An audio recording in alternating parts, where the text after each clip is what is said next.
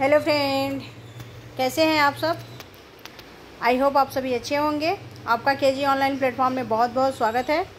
आज मैं important MCQ लेके आई हूँ जो आपके coming exam CSIR net life sciences 2025 के लिए बहुत इंपॉर्टेंट होने वाला है। ये जो एमसीक्यू है ये प्रीवियस ईयर एमसीक्यू पर बेस्ड है और बायोकेमिस्ट्री से रिलेटेड है। बायोकेमिस्ट्री एमसीक्यू विथ आंसर के साथ मैं एक्सप्लेन करूँगी। देन ये जो क्वेश्चन आंसर है या एमसीक्यू कर लीजिए, it is very very important for your exam. Then यहाँ पे हम आंसर भी बताएंगे, देन उसको एक्सप्लेन करने की भी कोशिश करेंगे ताकि जो आपका कंसेप्ट है वो क्लियर हो जाए। विदाउट वेस्टिंग टाइम आज का हम ये सेशन स्टार्ट करते हैं। One question, which amino acid does not have a chiral carbon. Option A alanine, option B है ग्लाइसिन, ऑप्शन सी है आइसोल्यूसिन एंड ऑप्शन डी है थ्रियोनिन। करेक्ट आंसर जो है वो क्या है, ग्लाइसिन है। ग्लाइसिन जो है वो एक कायरल कार्बन है क्योंकि इसमें जो है हाइड्रोजन बॉन्ड जो होते हैं वो अल्फा कार्बन से अटैच्ड होते हैं और इसीलिए इसे ए कायरल बनाते हैं। Glycine has 2 hydrogen atom attached to the alpha carbon making its a chiral carbon. This is very important questions for your coming exam और ये पार्ट बी के लिए बहुत ही यूजफुल रहेगा। नाउ नेक्स्ट क्वेश्चन है, the secondary structure of protein is stabilised by. Protein का जो सेकेंडरी स्ट्रक्चर है वो किसके द्वारा स्टेबलाइज्ड होता है। ऑप्शन ए है डाइसल्फाइड बॉन्ड, ऑप्शन बी है आइकॉनिक इंट्रैक्शन, ऑप्शन सी है hydrogen bond and option D है वंडर वॉल इंट्रैक्शन।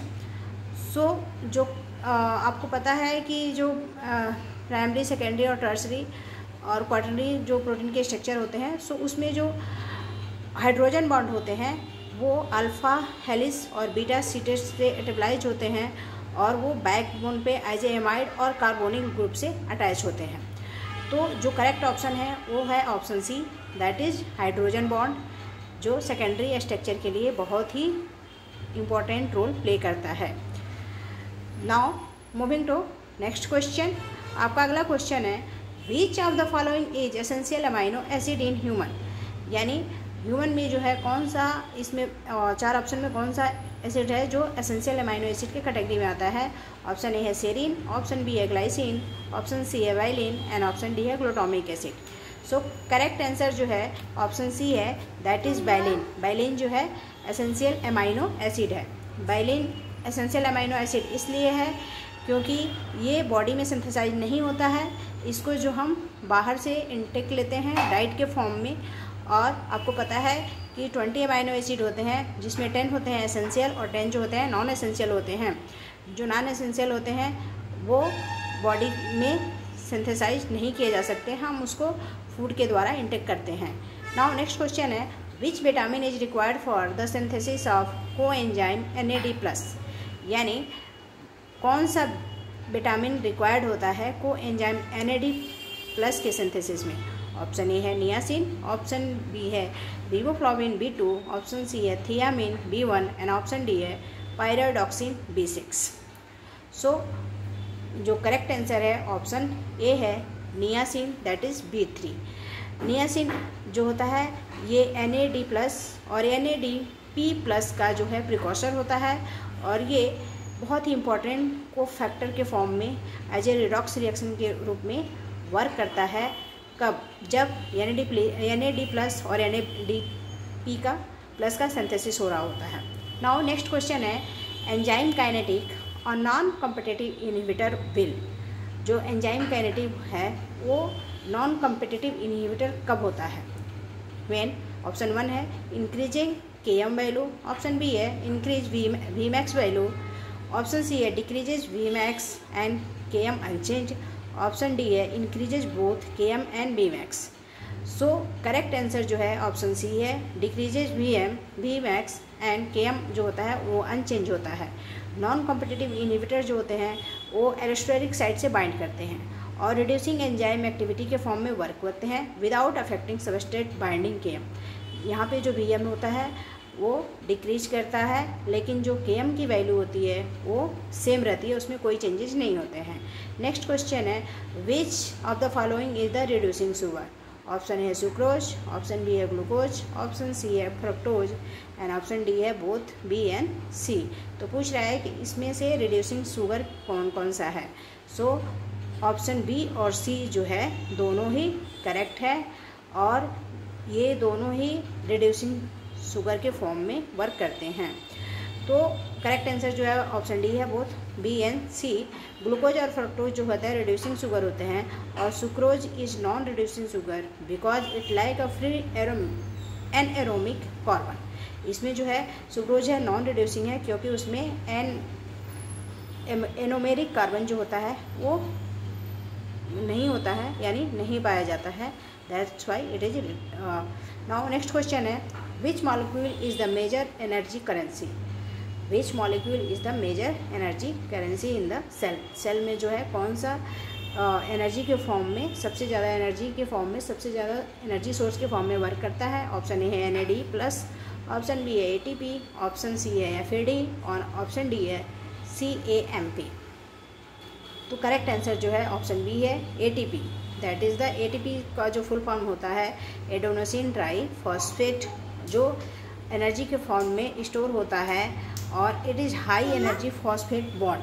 ठीक है, ये हाई एनर्जी के फॉर्म में स्टोर होता है और आपको पता है माइटोकॉन्ड्रिया को भी एनर्जी का पावर हाउस कहा जाता है, राइट। नाउ नेक्स्ट क्वेश्चन है which enzyme convert glucose to glucose 6 phosphatase. Which enzyme convert glucose to glucose 6 phosphate. Option A है एल्डोज, ऑप्शन बी है हेक्सोकाइनेज, ऑप्शन सी है फॉस्फोग्लूकोआइसोमेरेज एंड ऑप्शन डी है इनोलॉज। सो यहाँ पे बताना है कि कौन सा एंजाइम है जो ग्लूकोज को ग्लूकोज 6 फॉस्फेट में कन्वर्ट करता है।